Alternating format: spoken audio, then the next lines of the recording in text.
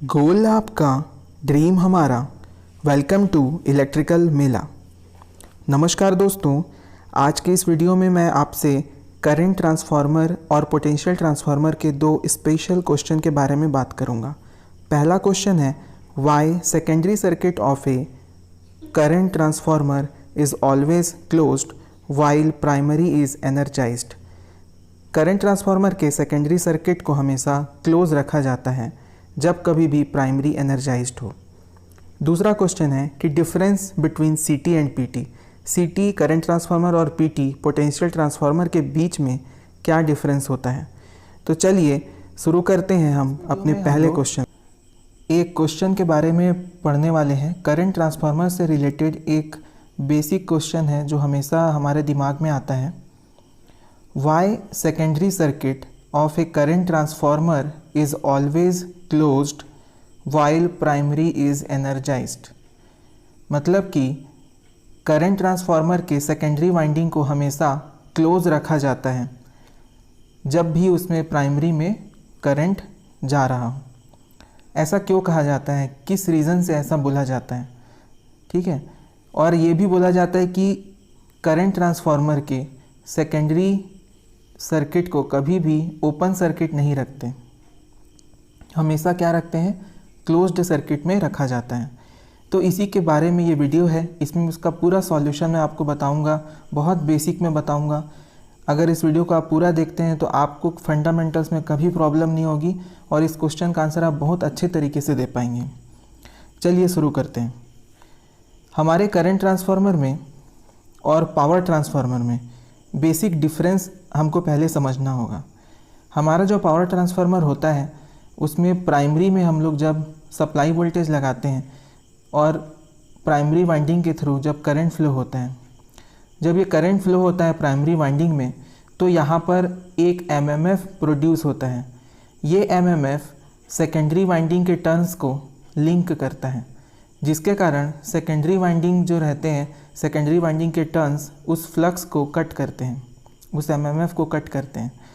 वो flux cut होने के कारण सेकेंडरी वाइंडिंग में भी एक ईएमएफ इंड्यूस हो जाता है और वो ईएमएफ जब लोड सेकेंडरी वाइंडिंग में लगाया जाता है तो उसके कारण लोड करंट आईएस फ्लो होता है। और ये आईएस फ्लो होने के कारण इस सेकेंडरी वाइंडिंग में भी एक और अलग फ्लक्स प्रोड्यूस होता है। ये फ्लक्स जो कोर फ्लक्स है उसको अपोज करता है। इस कोर फ्लक्स के अपोज होने के कारण कोर फ्लक्स की वैल्यू कम हो जाती है। उस वैल्यू को कांस्टेंट बनाए रखने के लिए प्राइमरी साइड से जो सप्लाई वोल्टेज है वो एक एक्स्ट्रा करंट फ्लो कराता है। वो करंट जाके फिर उस फ्लक्स को बढ़ाता है और फिर लोड को वो करंट वापस मिलता है। तो इस प्रोसीजर में हम लोगों ने ये देखा कि जो हमारा प्राइमरी करंट है वो कहीं ना कहीं डिटरमिन हो रहा है सेकेंडरी करंट से। और किसके कारण, इस लोड के लगे होने के कारण।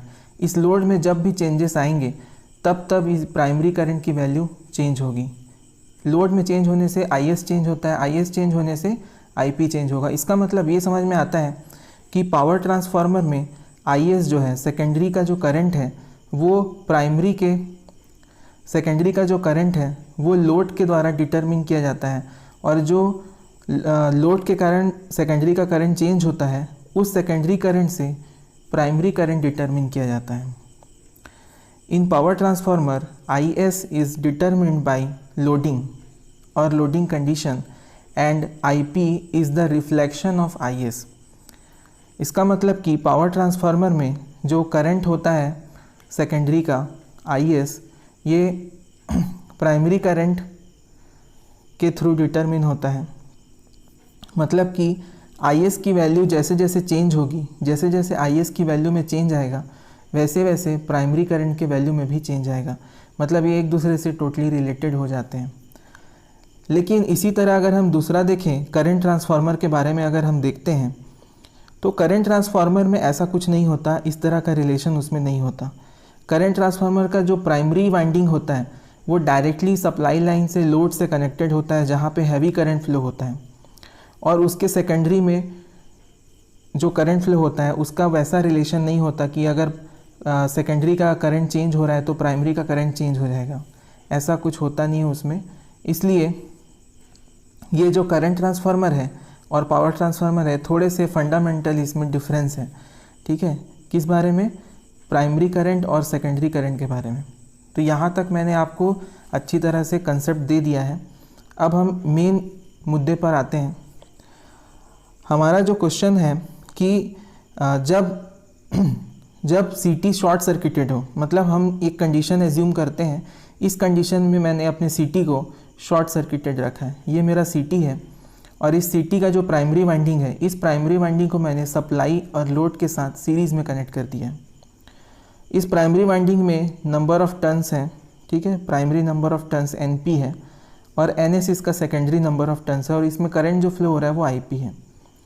साथ में सीटी के जो सेकेंडरी वाइंडिंग है, इसमें हमने एक एमीटर को कनेक्ट कर दिया है, ठीक है।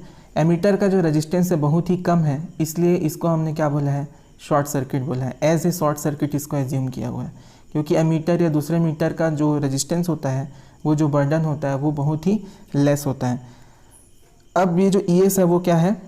ES है यहाँ पर जो EMF इंड्यूस हो रहा है, सेकेंडरी वाइंडिंग में जो EMF इंड्यूस होता है वो है।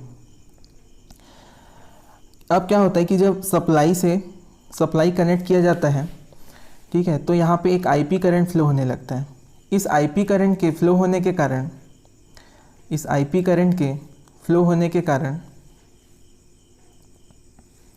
यहाँ पे IP करंट फ्लो होता है। इस IP करंट के फ्लो होने के कारण एक MMF प्रोड्यूस होता है।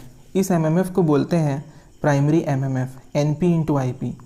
अब चूँकि IP की वैल्यू बहुत ज़्यादा है, इसलिए यहाँ पे जो MMF प्रोड्यूस होता है उसकी वैल्यू भी ज़्यादा होती है। लेकिन ये जो MMF प्रोड्यूस होता है प्राइमरी वाइंडिंग में, ये लिंक करता है आपके सेकेंडरी वाइंडिंग को, और सेकेंडरी वाइंडिंग में भी लिंक होने के कारण, फ्लक्स के लिंकिंग के कारण यहाँ पर भी EMF इंड्यूस हो जाता है। और EMF इंड्यूस होने के कारण जब हम एमीटर से इसको शॉर्ट सर्किट करते हैं, तो उस कंडीशन में इसमें भी एक करंट फ्लो होता है, उसको हम लोग बोलते हैं IS।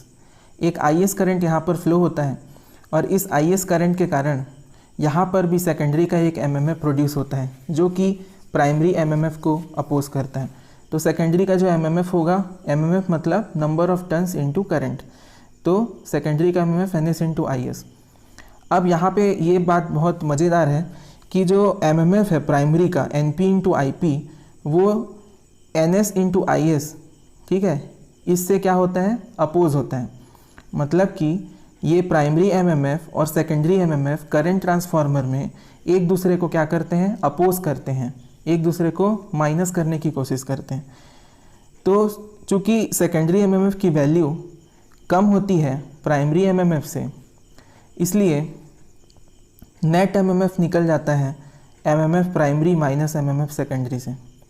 जब हम प्राइमरी MMF और सेकेंडरी MMF को माइनस करते हैं, तो हमको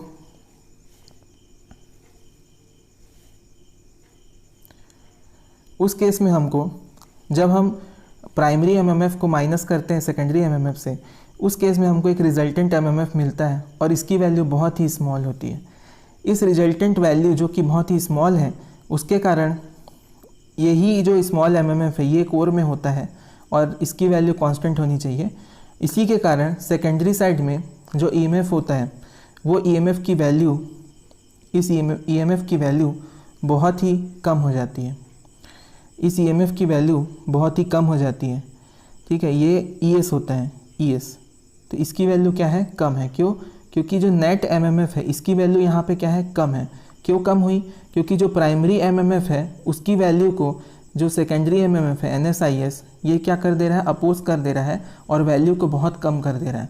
तो ये जो small net MMF, resultant MMF होता है कोर में, उसी के कारण एक स्मॉल EMF यहाँ पे प्रेजेंट होता है, small value of ES present होता है। तो ये बात समझ में आई अभी तक कि अगर CT का सेकेंडरी क्या है, हमारा शॉर्ट सर्किटेड है, तो उस केस के लिए क्या होगा कि हमारा जो सेकेंडरी साइड में जो ES है, जो वोल्टेज होगा, इंड्यूस्ड वोल्टेज, वो उसकी वैल्यू बहुत कम होगी। क्यों कम होगी? क्योंकि सेकेंडरी MMF से, ठीक है, सेकेंडरी MMF क्या करेगा? प्राइमरी MMF का अपोज करेगा। अपोज करने के कारण यहाँ पे ऐसा हो रहा है कि EMF जो है ES, सेकेंडरी EMF, ये कम हो जा रहा है। चलिए अब दूसरा केस देखते हैं। इस केस में तो कोई प्रॉब्लम नहीं है। ये जो केस है सेकंड वाला, इसमें क्या होता है कि सीटी का जो सेकेंडरी वाइंडिंग है उसको हम लोग ओपन सर्किट रख देते हैं। जैसा कि यहाँ पे देख सकते हो आप कि हमने सेकेंडरी वाइंडिंग को क्या कर दिया है, ओपन सर्किटेड कर दिया है, जिसके कारण सेकेंडरी का जो करंट है IS वो जीरो हो गया है। अब IS की वैल्यू जीरो हो गई, ठीक है, तो जो MMF सेकेंडरी में बन रहा था, सेकेंडरी MMF जो बन रहा था उसकी वैल्यू क्या हो जाएगी, सेकेंडरी MMF की वैल्यू NS इंटू IS बराबर जीरो, क्योंकि IS जीरो है तो NS इंटू IS भी जीरो हो जाएगा। सेकेंडरी MMF के जीरो होते ही प्राइमरी MMF, क्योंकि हम लोग डायरेक्टली सप्लाई कंटिन्यू रखे हैं प्राइमरी वाइंडिंग का, उस केस में हमने क्या किया है, सेकेंडरी वाइंडिंग को ओपन किया, इसलिए प्राइमरी में भी करंट फ्लो होगा IP, और ये करंट IP फ्लो होने के कारण प्राइमरी MMF प्रोड्यूस होगा, और ये प्राइमरी वाइंडिंग का जो MMF है उसकी वैल्यू बहुत ज़्यादा होगी, और उसको अपोज करने वाला जो सेकेंडरी MMF है उसकी वैल्यू क्या है, जीरो है। इसके कारण क्या होगा कि जो नेट MMF है वो नेट MMF की वैल्यू बहुत ज़्यादा बढ़ जाएगी। उस नेट MMF की वैल्यू बहुत ज़्यादा बढ़ जाने से हमारा जो सेकेंडरी साइड का जो इंड्यूस्ड वोल्टेज है ES, सेकेंडरी साइड का जो इंड्यूस्ड वोल्टेज ES है उसकी वैल्यू भी बहुत ज़्यादा हाई हो जाती है, एक्सट्रीमली हाई हो जाती है। इस एक्सट्रीमली हाई वोल्टेज के कारण ही सेकेंडरी टर्मिनल के क्रॉस वोल्टेज दिखता है, हाई वोल्टेज। तो अगर सीटी के सेकेंडरी को ओपन रख देते हैं और प्राइमरी वाइंडिंग को एनर्जाइज कर दिया जाता है, तो उस केस में हमारा जो EMF है, सेकेंडरी वाइंडिंग में इंड्यूस्ड EMF ES, उसकी वैल्यू बहुत ज़्यादा हो जाती है। और उसके ज़्यादा होने से क्या इफ़ेक्ट पड़ता है, ये बहुत इंपॉर्टेंट है, इसलिए इसको बड़े ध्यान से देखिएगा, क्योंकि एग्ज़ाम में ये पूछा जा सकता है, ये फंडामेंटल टॉपिक है। Effect of open circuited secondary of CT when primary is carrying some current और प्राइमरी इज़ एनर्जाइज्ड। जब सेकेंडरी वाइंडिंग का जो टर्मिनल है वो ओपन सर्किटेड हो जाता है तो सेकेंडरी वाइंडिंग का करंट जीरो हो जाता है, लेकिन वहाँ पे जो इंड्यूस्ड EMF है उसकी वैल्यू बहुत ज़्यादा होती है, क्योंकि नेट MMF बहुत ज़्यादा होता है, ठीक है। नेट MMF ज़्यादा होने के कारण हमारा जो ES है, सेकेंडरी साइड का जो वोल्टेज है वो बहुत ही ज़्यादा हो जाता है। इस ज़्यादा वोल्टेज होने के कारण जब कोई ऑपरेटर आता है और उस दो टर्मिनल के बीच अगर वो छू लेता है, सेकेंडरी वाइंडिंग के दो टर्मिनल, ओपन टर्मिनल को छू लेता है, तो उस समय उस पर्सन के अक्रॉस या ऑपरेटर के अक्रॉस एक हाई वोल्टेज अपीयर होता है। उस हाई वोल्टेज के कारण वो ऑपरेटर या वो पर्सन अफेक्ट हो सकता है, ठीक है। दूसरा पॉइंट है इसमें, बहुत इंपॉर्टेंट पॉइंट है, इंसुलेशन ब्रेकडाउन का, ठीक है। इंसुलेशन ब्रेकडाउन में अब देखिए, अगर हाई वोल्टेज हो गया, ठीक है, वोल्टेज क्या हो गया आपका, हाई हो गया, इसके कारण आपका जो इंसुलेशन जो आपने डिज़ाइन किया था, वायर का जो इंसुलेशन डिज़ाइन किया था, ये भी क्या हो जाएगा, इसको भी हाई होना चाहिए, क्योंकि वोल्टेज पे डायरेक्टली डिपेंड करता है, प्रोपोर्शनल होता है वोल्टेज के। तो इंसुलेशन हमारा वोल्टेज लेवल पर डिपेंड करता है, इसलिए इंसुलेशन लेवल भी हमारा क्या हो जाएगा, डैमेज हो जाएगा। इंसुलेशन डैमेज हो सकता है क्योंकि वोल्टेज जिसके लिए हमने डिज़ाइन किया है उतना वोल्टेज नहीं है, उससे भी ज़्यादा वोल्टेज हो गया है। तो इंसुलेशन डैमेज होने से हमारा जो सीटी है वो भी डैमेज हो जाएगा। यहाँ तक दो पॉइंट हमारी क्लियर हो गए। तीसरा जो इफ़ेक्ट होता है वो कोर के ऊपर होता है। अगर मान लो हमारा इंसुलेशन बहुत अच्छा है, मतलब हम लोगों ने ज़्यादा वोल्टेज रेटिंग के लिए इंसुलेट कर दिया है, तो भी करंट तो फ्लो होगा ही, करंट फ्लो होगा, MMF प्रोड्यूस होगा। तो जब तक MMF प्रोड्यूस हो रहा है तब तक अगर हम लोग उसको कंटिन्यू प्राइमरी को सप्लाई देते रहें और सेकेंडरी वाइंडिंग ओपन रखें, तो हमारा जो कोर है वो परमानेंटली मैग्नेटाइज्ड हो जाता है। मतलब वो परमानेंटली मैग्नेटाइज्ड हो जाता है, लेकिन इसका मतलब ये है कि जब उस सीटी को नॉर्मल यूज़ के लिए, नॉर्मल ऑपरेटिंग कंडीशन में यूज़ किया जाता है, तब उसमें एप्रिशिएबल एरर नज़र आते हैं। रेशियो एरर और फेज़ एरर दोनों की ही वैल्यू हमारी बढ़ जाती है। तो अगर हमारा जो कोर है वो परमानेंटली मैग्नेटाइज्ड हो जाए, मतलब कि कंटिन्यूसली हम उसमें प्राइमरी में सप्लाई दे रहे हैं और सेकेंडरी सर्किट ओपन है, तो हमारा जो सीटी है उसमें बहुत सारे एरर इंट्रोड्यूस हो जाते हैं, रेशियो एरर और फेज़ एरर की वैल्यू बढ़ जाती है। इसीलिए हमेशा प्रिकॉशन लिया जाता है कि कभी भी सेकेंडरी वाइंडिंग को ओपन सर्किट ना रखें। मुझे लगता है मैंने क्लियर कर दिया है। एक और मैं एस्पेक्ट इसमें जोड़ना चाहता हूँ, वो भी बहुत इंपॉर्टेंट है कि हम इससे कैसे बच सकते हैं, मतलब इस चीज़ को कैसे दूर किया जाता है। तो उसके लिए भी मैंने एक सर्किट चूज़ करी है। देखिए इस सर्किट में यहाँ पे मेरा पावर कंडक्टर है, इसमें करंट फ्लो हो रहा है, ठीक है, दिखाया गया है करंट फ्लो हो रहा है। इस पावर कंडक्टर में करंट फ्लो होने के कारण जो हमारा CT है इसका ये प्राइमरी है और ये हमारा सेकेंडरी है। ये वाला सेकेंडरी है और ऊपर वाला प्राइमरी है।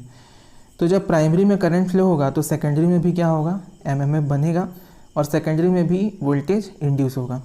तो हम क्या करते हैं, एक शॉर्ट सर्किट लिंक यहाँ पे लगा देते हैं, ठीक है, एक स्विच लगा देते हैं जिसको हम लोग जब हमको ये एक एमीटर यहाँ पे कनेक्ट हुआ है, मान लीजिए ये मेज़र करने के लिए करंट को, तो जब इस एमीटर को हमको निकालना होगा, जब इस एमीटर को हटाना होगा तो पहले हम लोग क्या करेंगे, इस स्विच को क्लोज़ कर देंगे। तो जैसे ही हम इस स्विच को क्लोज़ करेंगे तो हमारा CT का जो सेकेंडरी है वो क्या हो जाएगा, शॉर्ट सर्किटेड हो जाएगा। CT का सेकेंडरी हमारा शॉर्ट सर्किटेड हो जाएगा और हम लोग फिर इस मीटर को चेंज कर सकते हैं। और जब फिर दूसरा मीटर हम लोग यहाँ पे लगाएंगे, तो पहले हम लोग मीटर को फिट कर लेंगे, उसके बाद इस स्विच को ओपन कर देंगे, जिसकी वजह से ये डायरेक्टली मीटर के थ्रू शॉर्ट सर्किट हो जाएगा और मीटर में रीडिंग आ जाएगी। सेकेंड थिंग, इसमें ऑपरेटिंग पर्सनल या ऑपरेटर जो यूज़ करेगा इसको, उसको बचाने के लिए हम लोग क्या करते हैं, ग्राउंड कनेक्शन लगा देते हैं। सेकेंडरी वाइंडिंग के 2 टर्मिनल हैं, इनमें से किसी भी एक टर्मिनल को ग्राउंड से कनेक्ट कर देते हैं, जिसके कारण क्या होता है कि पूरा हमारा जो भी लीकेज रहता है वो यहाँ पे ग्राउंडेड हो जाता है, तो हमारा जो ऑपरेटर है उसको कोई भी नुकसान नहीं होता। पोटेंशियल ट्रांसफार्मर के बीच में the difference between current transformer and potential transformer. तो मैंने यहाँ पे एक टेबल प्रिपेयर किया है जिसमें मैंने सबसे पहले फैक्ट को बताया है, फिर पोटेंशियल ट्रांसफार्मर और उसके बाद करंट ट्रांसफार्मर को एक्सप्लेन किया है। इस फैक्ट के बेसिस में हम पोटेंशियल ट्रांसफार्मर और करंट ट्रांसफार्मर को कंपेयर करेंगे। तो हमारे पास जो पहला फैक्ट है वो ये है कि सेकेंडरी सर्किट का जो कंडीशन है, क्या वो ओपन है या शॉर्ट है, ठीक है, उसके ऊपर है। तो इस फैक्ट के ऊपर हम ये चेक करते हैं कि पोटेंशियल ट्रांसफार्मर में हमारा जो सेकेंडरी सर्किट है वो ओपन रहता है या क्लोज्ड रहता है। तो ये नियरली ओपन सर्किट होता है पोटेंशियल ट्रांसफार्मर में, लेकिन करंट ट्रांसफार्मर में ये ऑलवेज शॉर्ट सर्किट होता है जब भी हमारा प्राइमरी एनर्जाइज्ड हो। अगर CT के प्राइमरी वाइंडिंग में करंट फ्लो हो रहा है तो उस टाइम पर जो सेकेंडरी वाइंडिंग है उसके जो टर्मिनल है वो हमेशा शॉर्ट सर्किट कंडीशन में होने चाहिए या वहाँ पे कोई मीटर लगा हुआ होना चाहिए। पहला पॉइंट हमारा, पहला फैक्ट क्लियर है, इस बेस पे हमने इसको डिफ्रेंशिएट किया है। सेकंड ये है कि जो प्राइमरी करंट होता है दोनों ही PT और CT में, जो प्राइमरी करंट है वो सेकेंडरी सर्किट में जो बर्डन है उसके ऊपर कितना डिपेंड करता है। तो हमारे जो PT है पोटेंशियल ट्रांसफार्मर के अंदर जो प्राइमरी करंट है वो डिपेंड करता है सेकेंडरी सर्किट के बर्डन के ऊपर। बर्डन मतलब उधर का लोड। सेकेंडरी सर्किट में जो बर्डन है, मीटर का जो बर्डन है, लोड है, उस पर डिपेंड करता है पोटेंशियल ट्रांसफार्मर का प्राइमरी करंट। लेकिन करंट ट्रांसफार्मर के अंदर जो प्राइमरी करंट होता है वो इंडिपेंडेंट होता है सेकेंडरी सर्किट के बर्डन और सेकेंडरी सर्किट के कंडीशन से। चाहे सेकेंडरी सर्किट का कंडीशन कुछ भी हो, प्राइमरी करंट उस पर डिपेंड नहीं करता। तो इस तरह से हम ये दोनों पॉइंट को देख लिए। इसके बाद 2 पॉइंट और है, 2 फैक्ट और है जिसके बेसिस पर हम CT और PT को डिफ्रेंशिएट कर सकते हैं। तीसरा हमारा जो फैक्ट है वो ये है कि वोल्टेज अक्रॉस प्राइमरी वाइंडिंग के अक्रॉस वोल्टेज, ठीक है। तो जब PT की बात आती है तो जो फुल लाइन वोल्टेज होता है वो डायरेक्टली अप्लाई या इम्प्रेस हो जाता है किसके ऊपर, प्राइमरी वाइंडिंग के ऊपर। तो प्राइमरी वाइंडिंग के अक्रॉस लाइन का फुल वोल्टेज दिखाता है। लेकिन लेकिन करंट ट्रांसफार्मर में ऐसा नहीं होता। करंट ट्रांसफार्मर के प्राइमरी में बहुत ही कम टर्न होते हैं, जिसकी वजह से CT के प्राइमरी वाइंडिंग में क्या होता है, स्मॉल वोल्टेज उसके अक्रॉस अपीयर होता है और प्राइमरी को, CT के प्राइमरी को लाइन के साथ सीरीज़ में कनेक्ट किया जाता है। यहाँ पर PT के प्राइमरी को लाइन के साथ पैरेलल में कनेक्ट किया गया है। ये बेसिक डिफरेंस है। फिर चौथा पॉइंट है हमारा primary and exciting current variation under normal operating condition. इसका मतलब ये है कि नॉर्मल ऑपरेटिंग कंडीशन पर प्राइमरी करंट किसका, दोनों ही ट्रांसफार्मर में, CT और PT में, फैक्ट बता रहा हूँ कि नॉर्मल ऑपरेटिंग कंडीशन में प्राइमरी करंट और एक्साइटिंग करंट में चेंजेस कितने हो सकते हैं, कितने चेंजेस अलाउड हैं।